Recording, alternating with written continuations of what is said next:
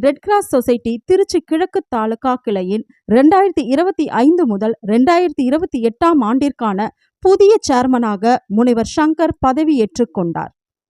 Indian red cross society Trichy கிழக்கு தாலுகா கிளையின் புதிய நிர்வாகிகள் உறுப்பினர்கள் பதவியேற்பு விழா மற்றும் பாராட்டு விழா திருச்சி மத்திய பேருந்து நிலையம் அருகே உள்ள ஸ்ருதி மஹாலில் இன்று நடைபெற்றது.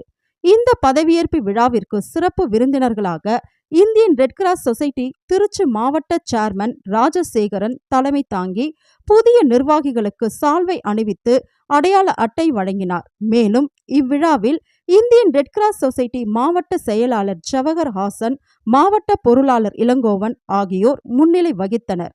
இந்த புதிய நிர்வாகிகள் உறுப்பினர்கள் பதவியேற்பு விழாவில் 2025 முதல் 2028 ஆண்டிற்கான ரெட் கிராஸ் சொசைட்டி திருச்சி கிழக்கு துணைக்கிளையின் புதிய நிர்வாக குழு உறுப்பினர்களாக சேர்மன் முனைவர் சங்கர் பதவியேற்றுக் கொண்டார். அவரைத் தொடர்ந்து துணைத் தலைவர் சுப்பிரமணியன், துணை சேர்மன் முகமது ஷாஃபி, செயலாளர் முகமது, இணை செயலாளர் கணேசன் சுஜிதா, பொருளாளர் கவிஞர் பாலசுப்பிரமணியன், செயற்குழு உறுப்பினர்கள் உள்ளிட்டோருக்கு சால்வை அணிவித்து அடையாள அட்டை வழங்கப்பட்டது.